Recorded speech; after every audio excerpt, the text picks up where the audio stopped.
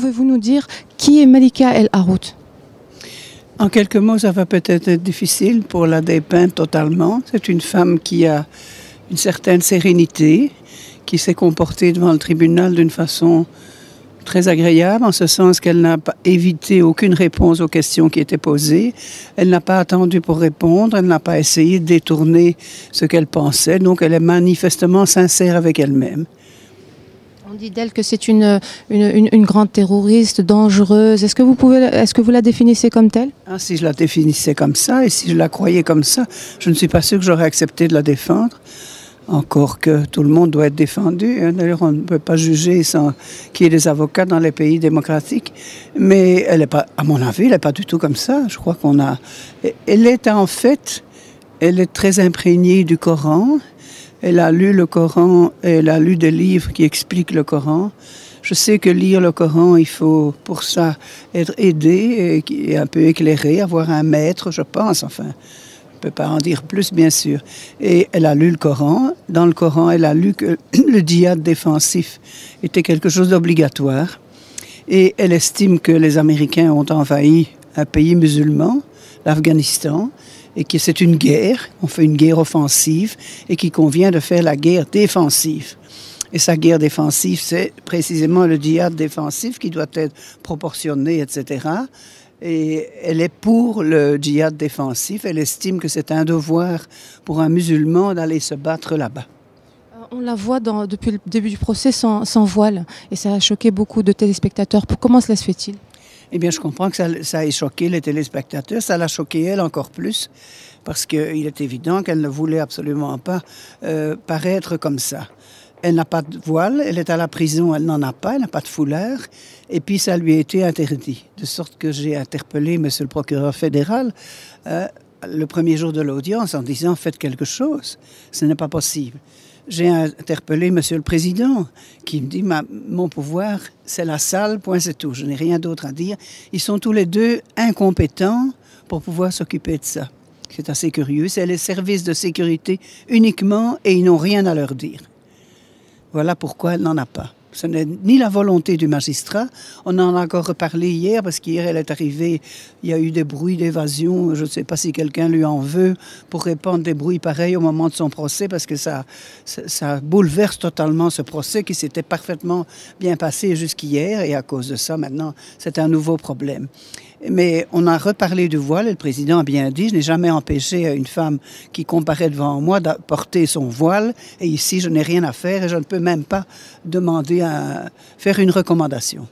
Elle dit qu'elle ne veut plus assister à son procès. Pourquoi? Mais ici, ce qui se passe, c'est que hier matin, quand je suis arrivée, il y a 15 jours qu'ils ont déjà passé. Donc, elle est venue tout le temps dans de bonnes conditions. Enfin, on s'entend, dans de bonnes conditions, des conditions normales. Alors hier, j'arrive au palais, je vois des hommes masqués partout et je dis, qu'est-ce qui se passe?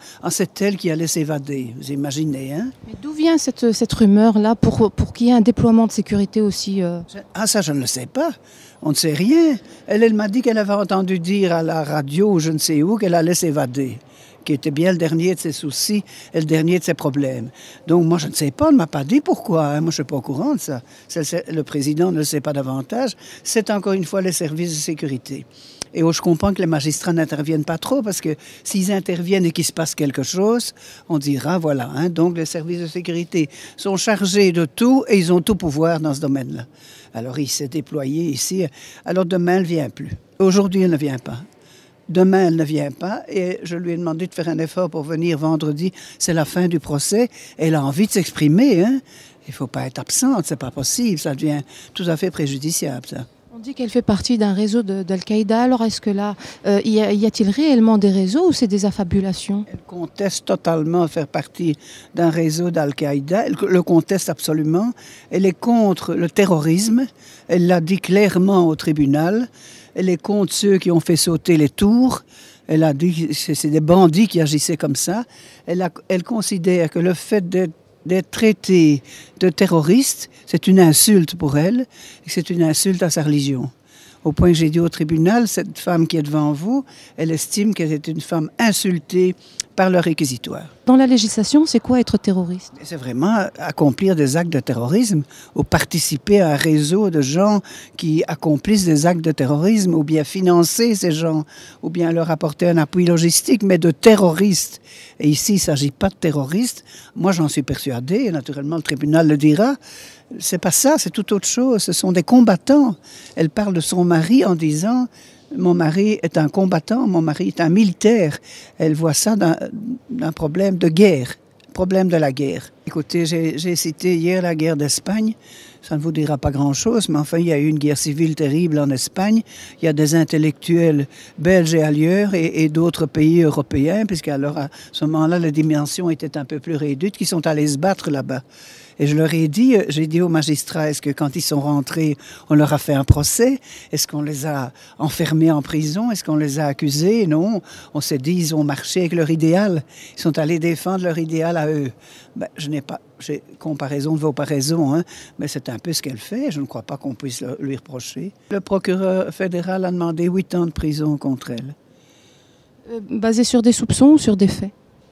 Basé sur des faits. Si c'était des faits, il n'aurait plus moyen de discuter. Non, c'est un ensemble d'éléments. C'est d'abord le fait qu'elle est devenue une icône. Et comme j'ai dit au tribunal, une icône, c'est les autres qui font les icônes. Hein. C'est pas l'icône elle-même. Hein. Elle n'a pas du tout. Alors elle a perdu totalement son statut d'icône puisqu'elle s'est remariée. Hein, c'est ce qu'elle dit, je ne suis plus la veuve de, je suis la femme d'un militaire ou d'un soldat. Et moi, je crois que ce qui la rend sereine, c'est sa religion. Hein? Elle se sent je l'ai dit, dans la légitimité, elle se sent dans sa religion, elle se dit qu'en conscience, elle ne se fait pas de reproches en conscience. Et ça, c'est important. Hein? On dit de vous dans les médias que vous êtes une défenseuse de terroristes, de djihadistes. Vous définissez comme... Non, pas du tout. C'est le hasard qui a fait ça, sans doute. Il y en a d'autres qui ont fait la même chose. Non, non. Je suis un avocat. Et cette femme... elle a besoin d'un avocat et je suis là et je suis satisfaite de l'avoir défendue. Mon client est accusé d'avoir participé à une filière d'acheminement de combattants vers l'Afghanistan en vue d'y faire le djihad. C'est donc un dossier qui concerne le départ de personnes d'ici, de la Belgique, pour rejoindre l'Afghanistan et y combattre aux côtés des talibans contre les forces de la coalition, en particulier les forces américaines et anglaises qui sont sur le territoire afghan. Mon client ainsi que son frère sont inculpés de participation donc, à un groupe terroriste. Cela veut dire avoir porté donc, une aide quelconque au groupe terroriste, ce qu'ils contestent. Quels sont les faits qu'il accuse pour avoir participé? Il y a un ensemble d'éléments qu'on va contester évidemment devant le tribunal qui attesterait selon le procureur fédéral de ce qu'il a participé sciemment à un groupe terroriste. Nous, de notre côté, on plaidera qu'en réalité, il n'y a pas déjà au départ de groupe terroriste. Il y a éventuellement des personnes qui partent combattre en Afghanistan et qu'on s'inscrit alors à ce moment-là dans un lien de combattants dans un conflit armé internationalisé avec des troupes internationales et des troupes talibanes qui sont appuyées par des étrangers. Je vais mettre cela en rapport également avec la situation de l'Afghanistan des années 80 où il y avait également des personnes qui venaient de l'étranger combattre aux côtés des moudjahidines afghans. Et puis, au-delà de cela, mon client et son frère ne sont absolument pas partis. Ont des connaissances plutôt amicales et familiales avec Malika El Haroud. Et ce n'est pas parce que vous connaissez quelqu'un que vous avez de la sympathie pour lui que vous êtes nécessairement membre d'un groupe terroriste pour autant que cette personne elle-même en soit membre. Et ce n'est pas parce que vous avez des contacts, que vous téléphonez à une personne, que vous recevez un appel téléphonique de cette personne, que vous avez vous-même participé ou que vous avez par là acquis part à ce que ferait cette personne par ailleurs. Il n'a jamais eu le moindre projet quelconque de faire le moindre attentat ici en Europe, ni aucune des autres personnes qui se trouvent dans ce dossier. Il est clair aujourd'hui qu'il n'y a pas d'éléments pour dire qu'il y avait des préparations d'attentats en Europe. Il est simplement poursuivi pour être parti en Afghanistan y faire ce qu'on appelle le djihad. Pour le parquet fédéral, c'est la participation à un groupe terroriste. Pour nous, ça ne l'est pas. On considère, et c'est la loi qui le dit d'ailleurs, que les activités des forces armées en temps de conflit armé ne peuvent pas être couvertes par la loi terroriste. Il y a une autre loi spécifique qui couvre le recrutement au profit de troupes étrangères et qui pourrait éventuellement s'appliquer. Mais à notre sens, la loi terroriste ne doit pas s'appliquer dans ce dossier qui concerne une filière de combattants vers l'Afghanistan.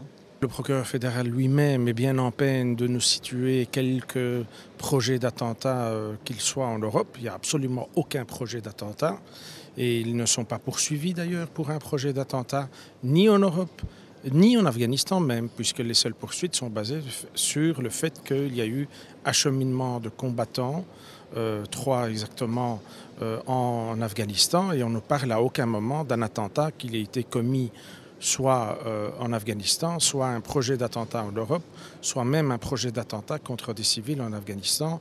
Il s'agit de combats entre des troupes militaires et uniquement de cela.